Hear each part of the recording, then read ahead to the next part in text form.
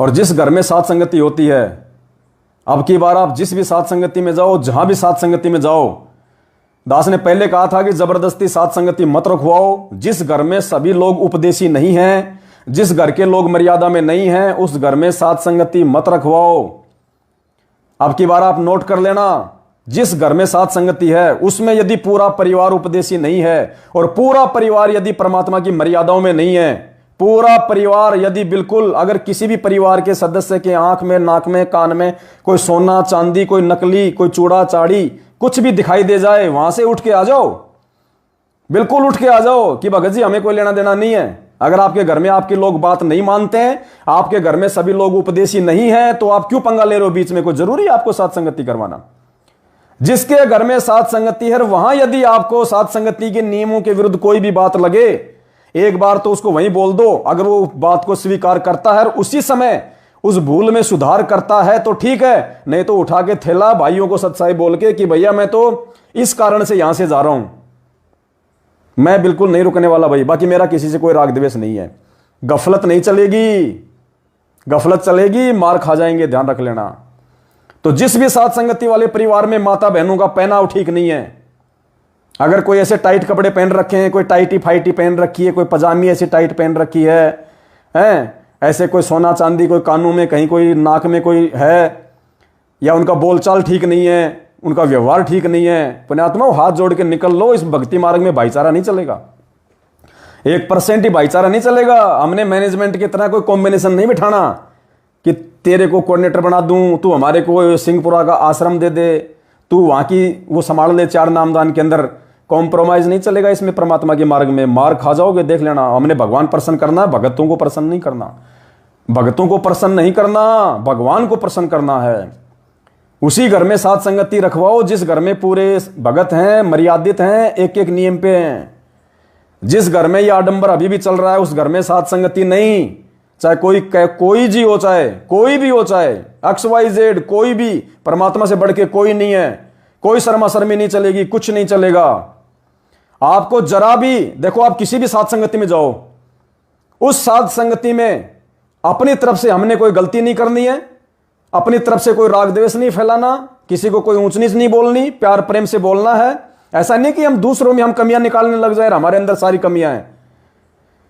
अगर उस घर में आपको लगता है साथ संगतियों के नियमों के विरुद्ध, तो ऐसा नहीं कि उठा के थैला भाग लिया, नहीं। अगले को पहले प्यार से समझाओ कि भगत जी आप वीडियो नहीं देखते या आपको मालूम नहीं है ये क्या है। भगत जी आप साथ संगति रखवा रहे हो, आपकी बेटी ने नाक में सोना पहन रखा है, आपकी पत्नी ने कान में सोना पहन रखा है। भगत जी ये माता बहनें ये क्या देखेंगी, यहाँ पे आप क्या संदेशा दे रहे हो? साथ संगति में हम सीखने आते हैं, हम यहाँ पे कोई बर्बाद होने थोड़ी आते हैं, हम यहाँ पे ये चौंसले करने थोड़ी आते हैं, कोई ये हार श्रृंगार करना पहनना हमको ये कोई सीखने के लिए वो थोड़े ना आते हैं। हम साथ संगति में आते हैं कि वहां जाने से हमें भक्तों के आचार विचार व्यवहार से क्या सीखने को मिलेगा। माता बहनों का पहनाव है बिल्कुल सादा है, सिंपल है, ढीले ढाले कपड़े हैं, पूरा शरीर ढका हुआ है। हम क्या देख रहे हैं यहाँ पे? भगत जी क्या पहना रखा आपने अपने बच्चों को? ये अगर वो मानता है और उसी समय गलतियों को सुधारता है तो आप उस साथ संगति में बैठना, वरना वो साथ संगति आपके लिए जहर समान है।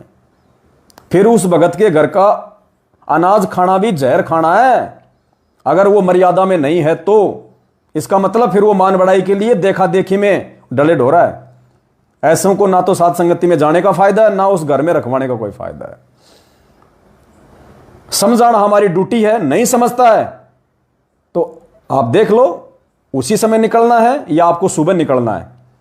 अब मान लो रात को आप कहां निकलोगे? फिर रात को ना कोई साधन चलेगा, आप कहां रहोगे? सुबह उसको सारी बातें बोल दो और भाई बहनों को भी बोल दो कि भाई देखो मुझे ये बात बिल्कुल भी पसंद नहीं आई है, ये परमात्मा के विधान और मर्यादाओं के खिलाफ है। और भाई अगर इस भगत ने सुधार नहीं किया, सबके सामने यदि इस बात को स्वीकार नहीं किया कि भाई हाँ मेरे से गलती हो गई और आगे से अगली बार आपको बिल्कुल भी ये चीज आपको यहां दिखाई नहीं देगी, और उसी समय उन चीजों को उतरवा दो। बच्चों ने ओछे मंदे छोटे कपड़े जींस विंस टाइटी फाइटी पहन रखी हैं, उसी समय बच्चों को बोलो कि बेटा ये नहीं, अभी इसको चेंज करो और कभी भी नहीं पहनना, सीधे साधे ढीले ढाले कपड़े पहनो। क्योंकि विकार सबके अंदर है पुण्यात्माओं, 5 विकार सबके अंदर हैं। भगत होता है चाहे जगत हो। अगर भगत भगत अगर जानबूझ के जहर खाएगा तो क्या उस पर असर नहीं करेगा? तो ये सभी इंद्रियां सबके अंदर हैं, विकार सब में आते हैं, तो हम मौका ही क्यों दें ऐसा जिससे हमारे भगत भाई बहनों में कोई विकार पैदा हो, हम एक दूसरे के हम दोषी बने। माफ करे परमात्मा। तो बिल्कुल उसी समय समझाओ, अगर वो मानता है अपनी भूल सुधार करता है तो वहां रहो, अन्यथा सुबह हाथ जोड़ के भगत जी आज के बाद हम यहां पे नहीं आने वाले, बिल्कुल नहीं आएंगे, और आगे देखेंगे फिर कभी आना होगा कि नहीं आना होगा।